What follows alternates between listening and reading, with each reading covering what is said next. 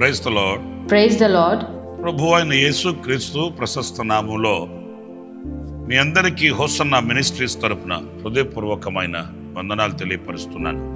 My heartfelt greetings to all of you in the precious name of our Lord Jesus Christ on behalf of Hosanna Ministries. ఈ సందేశాల ద్వారా మిమ్మల్ని సందర్శించడం దేవుడు నాకు అనుగ్రహించిన గొప్ప భాగ్యంగా నేను భావిస్తున్నాను.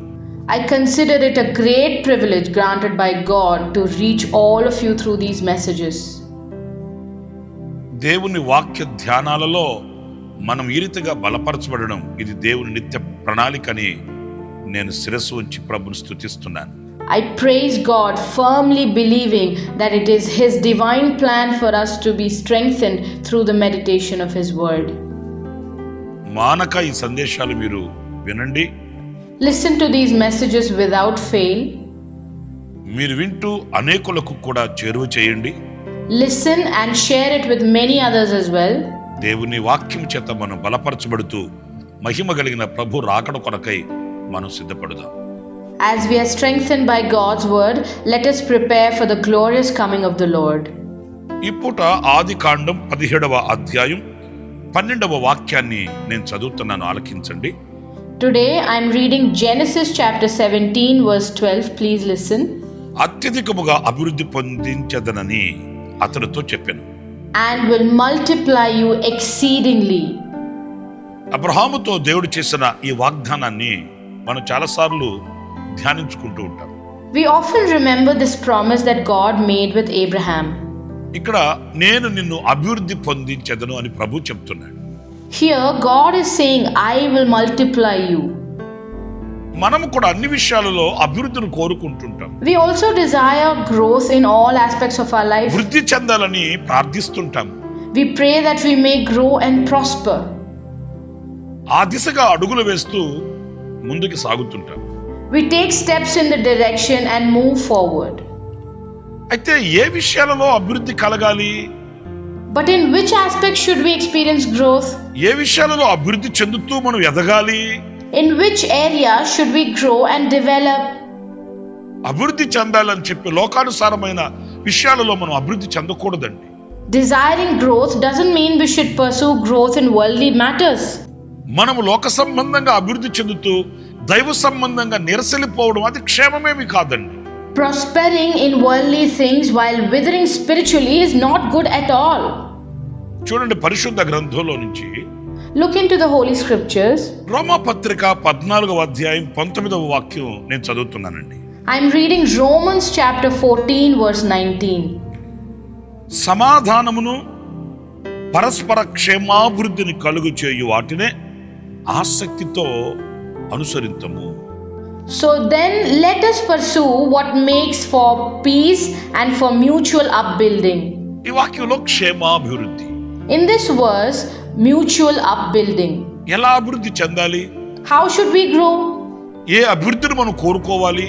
What kind of growth should we desire? ఏ అభివృద్ధి వైపు మనం మెగ్గు చూపాలి? Towards what kind of growth should our hearts incline? క్షేమాభివృద్ధి వైపు.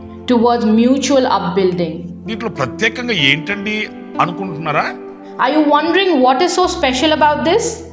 ఈ రోజున కొంతమంది అభివృద్ధి చెందుతున్నారు. Today some people are prospering.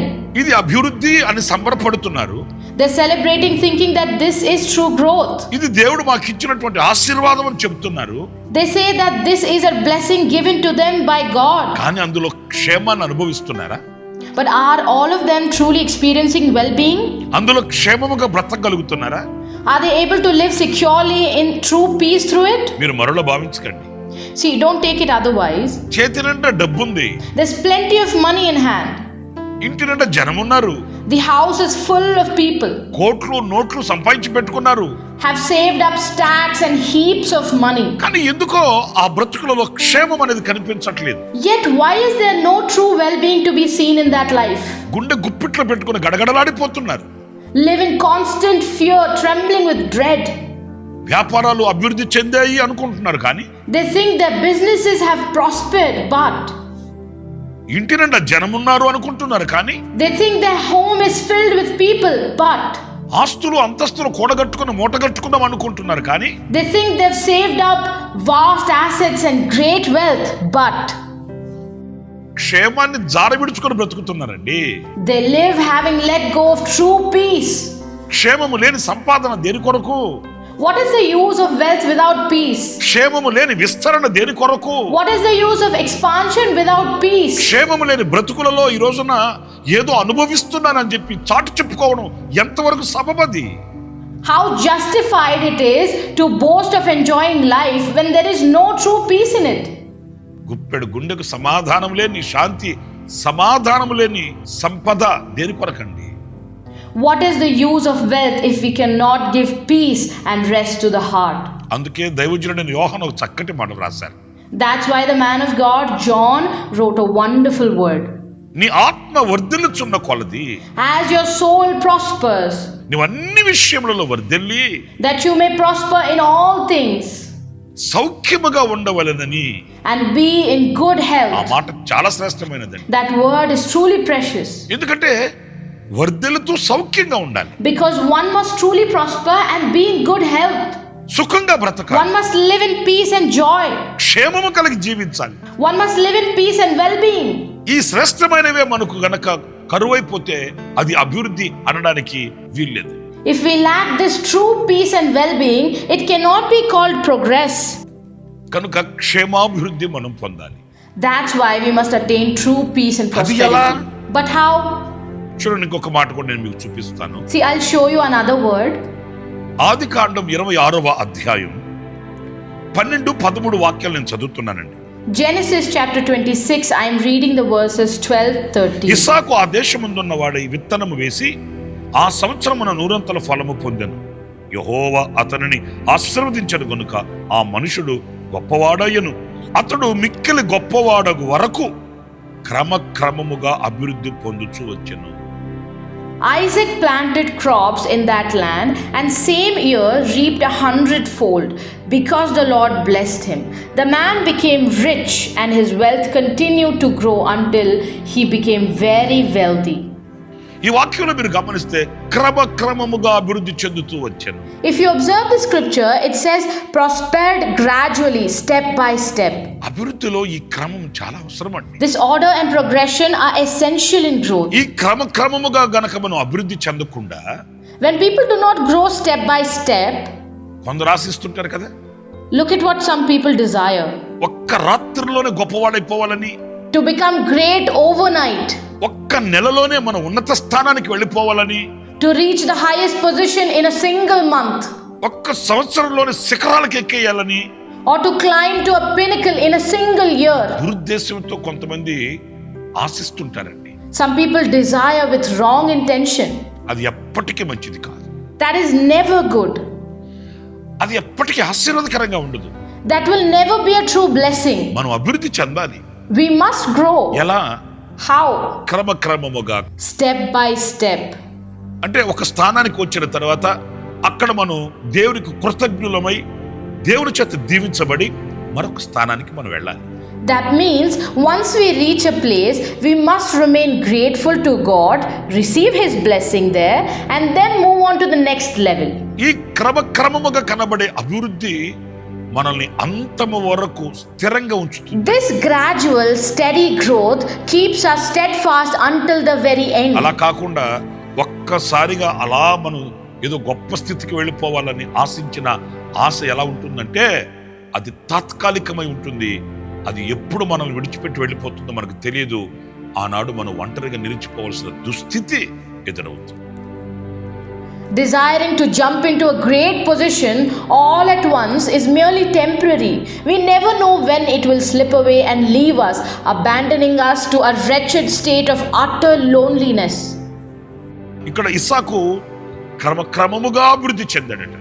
Here, Isaac prospered step by step. మన పితరుడైన అబ్రహామును కూడా చూడండి. Look at our forefather Abraham as well. క్రమక్రమముగా అభివృద్ధి చెందుతూ వచ్చాడు. He too prospered gradually. సొదొమ రాజు అతనికి ఆస్తిని ఇస్తానన్నప్పటికీ కూడా, Even when the king of Sodom offered him riches, Abraham నిబంధన చేశాడు. Abraham made a covenant. సర్వోన్నతుడైన దేవుడే నన్ను ఆశీర్వదించాలి. The Most High God alone must bless me. నా వలన ఆయనకి మహిమ కలగాలి. Glory must go to him through me. నా వలన ఆయనకే మహిమ కలగాలి. Glory must only go to him through me. ఆయన ద్వారానే నేను దీవించబడాలి. And through him alone shall I be blessed. పిల్లరా చూడండి ఎంత దైవికంగా కనిపిస్తుందో. Beloved, see how divine this is. ఈ దైవికమైన క్రమమైన అభివృద్ధి శాశ్వతంగా ఉంటుంది. Such divine orderly growth lasts forever. ఆశిద్దాం, ప్రార్థన చేద్దాం. Let us desire it and pray for it. క్షేమాభివృద్ధి చెందాలని, To grow in peace and well-being, క్రమక్రమముగా అభివృద్ధి చెందాలని. and to progress step by step. మీకు ఒక చిన్న మాట చెప్తాను. Let me share a brief word with you. ఆదికాండం 9వ అధ్యాయం 7వ వాక్యంలో Genesis chapter 9 verse 7 says, మీరు ఫలించి అభివృద్ధి పొందుడి. Be fruitful and multiply. ఫలించకుండా అభివృద్ధి చెందడం కాదు. It's not about growth without bearing fruit. అసలు ఫలించకుండా అభివృద్ధి ఎలా కలుగుతుందండి అని మీరు అడుగుతారేమో. You might ask, how can there even be growth without fruitfulness? కొందరు వీళ్ళు ఫలించరు. Some do not bear fruit themselves. ఎవరో ఫలించిన ఫలములు అనుభవిస్తూ ఉంటారు. They simply enjoy the fruit borne by others. ఎవరో కష్టార్జితాన్ని వీళ్ళు అనుభవిస్తూ ఉంటారు. They live off someone else's hard work, ఎవరో ఫలించిన ఫలముల యొక్క క్రియారూపకం వీళ్ళలో కనిపిస్తుంటుంది. reflecting the results of another person's labor. అలా కాదు. That is not right. మనం ఫలించాలి. We must bear fruit ourselves, ఎవరో ఫలములు మనం అనుభవించడం కాదు. not merely feed on the fruits of others. కొందరు చెప్తుంటే నేను విన్నానండి. I've heard some say, మా తాతగారు చాలా భక్తి కలిగిన వాడండి. my grandfather was a very devout man. మా ఊర్లో మా తాతగారు church కట్టించారండి. He built the church in our town. మా నాన్నగారు చాలా భక్తి కలిగిన వాడండి. My father was deeply faithful. మా నాన్నగారు మా చర్చి సంఘ పెద్దండి. He was an elder in our church. మా అమ్మ ప్రార్థనా పరురాలండి. My mother was a woman of prayer. అందుకే మేము ఇలా ఉన్నామండి. That is why we are doing so well. ఇలాంటి మాటలు మనం వింటుంటామండి. We often hear such words. ఒక్క మాట అడగనా? May I ask one thing? నీ తాతగారు భక్తి కలిగిన వాడే. Your grandfather may have been devout. మీ నాన్న మంచి విశ్వాసపరుడే. Your father may have been a faithful మీ అమ్మగారు person. మంచి ప్రార్థనా పరురాలే. Your mother may have been a dedicated woman of prayer. మరి నీవెలా ఫలిస్తున్నావు? But how are you bearing fruit? నువ్వెంత విశ్వాసిగా ఉన్నావు? How strong is your own faith? నువ్వెంత పవిత్రంగా ఉంటున్నావు? How pure are you living? మరి నీ ఫలములు కదా కావాలి. It is your fruit that is needed. మనము ఫలించి అభివృద్ధి చెందాలి కదా. We ourselves must bear fruit and grow. అందుకే మా ప్రభు చెప్తున్నాడు, That is why our Lord says, అత్యధికముగా అభివృద్ధి పొంది I will increase you exceedingly. నా ప్రియమైన సహోదరులారా, My dear ones, క్షేమాభివృద్ధి, wholesome growth, క్రమక్రమముగా అభివృద్ధి, gradual and steady growth, ఫలించి అభివృద్ధి, fruitful growth. ఆశిద్దాం, ప్రార్థిద్దాం. Let us seek and pray for them. శివాధిపతి అయిన ప్రభువా మీకు వందనాలు చెల్లిస్తున్నాను. Lord of life, we offer you thanks. మా పితరుడైన అబ్రహాముకు మీరు చేసిన వాగ్దానాన్ని మరొకసారి ధ్యానిస్తూ వచ్చాం. We have meditated once again upon the promise you gave to our forefather Abraham. మేము ఎలా అభివృద్ధి చెందాలని, How we ought to grow, ఏ అభివృద్ధి మేము ఆశించాలని and what kind of growth should we seek. మేము నేర్చుకుంటూ వచ్చాం. We have been learning. ఆ రీతిగా మేము అభివృద్ధి చెందడానికి సహాయం చేయండి. Help us to grow in that very manner. లోకానుసారముగాను, In a worldly manner, లోకములో ఉన్న వాటి యందును or in the things of this world, మేము అభివృద్ధి చెందడం కాదు. is not how we should prosper. లేఖనాలు మా ఎదుట నిలిచినట్లుగానే మేము అభివృద్ధి చెందడానికి సహాయం చేయమని, But help us that we grow just as the scriptures have said before us. నన్ను మమ్మల్ని మీ చేతులకు సమర్పించుకో. Submitting myself and all of us into your Yesu hands. నామములో ప్రార్థించి వేడుకొనుచున్నాను తండ్రి. I pray and ask in Jesus' name, Father. Amen. Amen. ప్రభు మిమ్మల్ని ఆశీర్వదించి దీవించును గాక. May the Lord bless you and keep you. విశేషమైన కృప నా దేవుడు సమృద్ధిగా మీకు అనుగ్రహించును గాక. May my God grant you his exceptional grace in abundance. For daily Word of Grace messages and for more spiritual messages, please subscribe to our YouTube channel, Pastor Ramesh, Hosanna Ministries.